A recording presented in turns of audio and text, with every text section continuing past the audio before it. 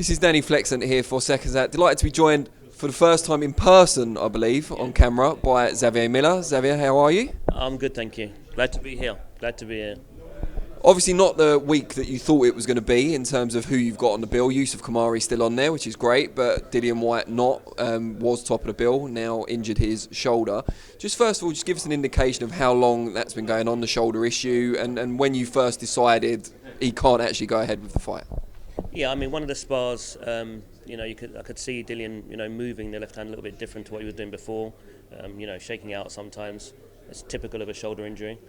And but he seemed okay next session, and then we just assessed it and just said, you know what, he can't use it the way he needs to use it, and team made a decision, that was it.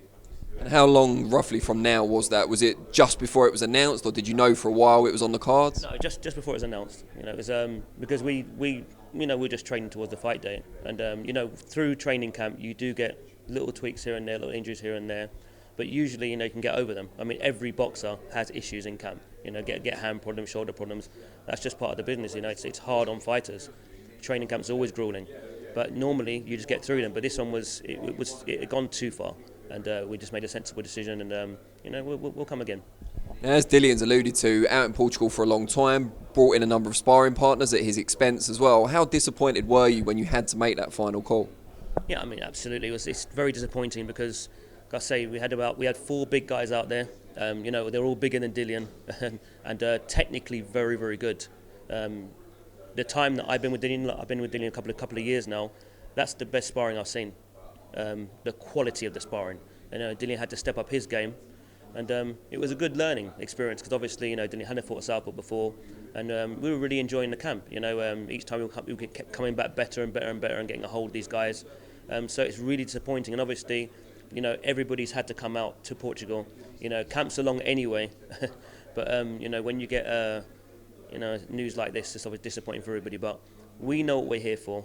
We know what we want, and Dillian's got a very sensible and experienced team, and we know what we're doing. And given how disappointed you are and how long you did spend out in Portugal, how does it make you feel when you read some of the speculation, conspiracy theories, saying, Dillian's not injured, he just wants the Fury fight, doesn't want to take a risk in between? It must be pretty galling considering all you've just been through. I've never paid attention to any of that stuff, to be honest with you. Someone's always got something to say anyway, regardless of what. But if you have to look at the character of the fighter. I mean, Dillian's never pulled out from a fight before. I mean, who is Otto Wallin? Look at Dillian's resume. It's just not in his character to do that. But when you've got an injury and you can't fight, you can't fight.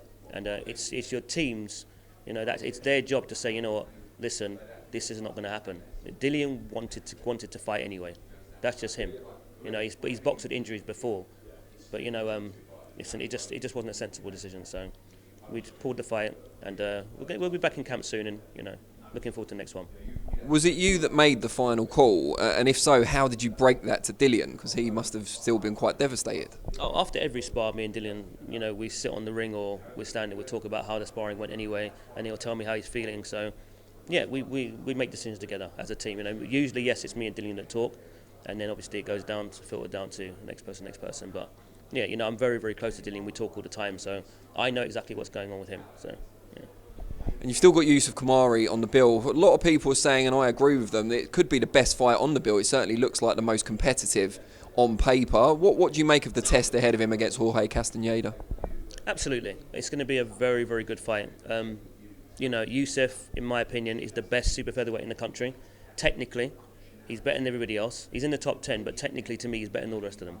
He can just do more. He can fight going forward, fight going back. The last fight, he wasn't fully fit. We got that opponent on 3 days' notice. And, an 8-rounder, he was tired from maybe the third round onwards. But Yousef has always been a fighter. Sometimes I've got to hold him back because he wants to fight like a Mexican. I've had Yousef since he's about 16 years old, and he's always been very aggressive. So I've had to work on a lot of the technical side of boxing with Yousef, so he can do it all basically. I want a complete fighter. So I'm really looking forward to this fight. I like how Castaneda fights because I think the styles will gel really well, and I think maybe it probably will be the best fight tonight. Is it a great opportunity for him in that, although Dillian, you're upset for him and he's your fighter too, but him being removed from the top of the bill means everyone else has got maybe more of a chance to shine? I don't see it like that. It's separation. I'm just disappointed about Dillian's fight. And obviously, I'm happy that the card still went ahead because the rest of the guys, they trained really hard, not just Youssef, everybody. It would have been a disappointment for everybody if the card didn't go ahead. So I'm really happy that, Youssef's still getting a chance to fight.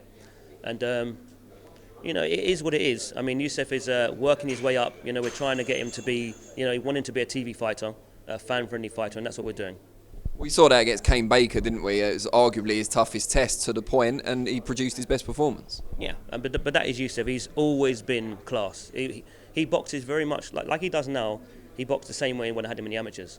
He just gained more and more experience, and he's been very lucky to have met Dillian, and Dillian to give him an opportunity to be on cards like this.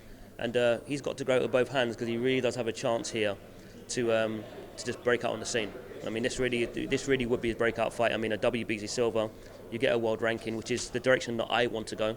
I want him to fight more guys like this, like the last opponent, and just keep getting better and better at what he does. And just going back to Dillian for a minute, how soon would you expect him to be ready to train again, to the extent that he likes to train? I've got to just wait for the call. I mean, at the end of the day, me and Dillian have become very, very close, and his health to me is the most important thing. He has to be healthy, he has to be fit to fight. Once the team come and tell me yes, he's ready to go. Simon, Magic, the rest of the guys, that deal with that side of the business. Once they come and say to me, yeah, he's ready to go, then I'll just fly back out and start getting ready. So I'm just waiting for the call. Are you, as a trainer, looking forward to the challenge of preparing him for Tyson Fury, who's, he can fight both stances, he's got ridiculous movement and footwork for a man of his size? It must be a great challenge for any coach.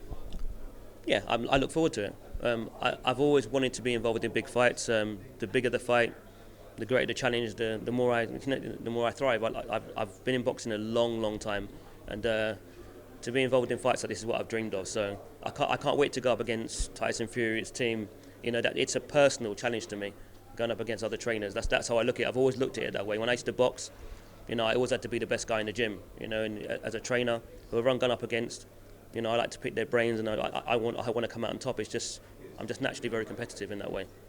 Do you think this style of Tyson Fury, the kind of more aggressive version under Sugar Hill Stewart, suits Dillian more than the kind of back foot boxer that we saw under Ben Davison and Peter Fury? I think with Tyson Fury, it's best to just judge and see how things go day by day. Every day this guy changes his mind. Yeah, I'm going to box this person. No, I'm not going to box them anymore. Why should I box them? I'm going to box in this style. Then I'm going to box in a completely different style. So what you've got to do is be versatile. And Dillian Whyte is versatile. Dillian can do basically everything in that ring. They know it's a dangerous fight. Dillian carries power in both hands. Dillian can do a lot of good things. His body work is fantastic. His counter punches are fantastic. So, it's going to be a very interesting fight, which, Dillian is definitely going to rip that world title away from Tyson Fury, no doubt. Brilliant. Xavier Miller, always a pleasure, and best of luck on Saturday night with Youssef. Thank you.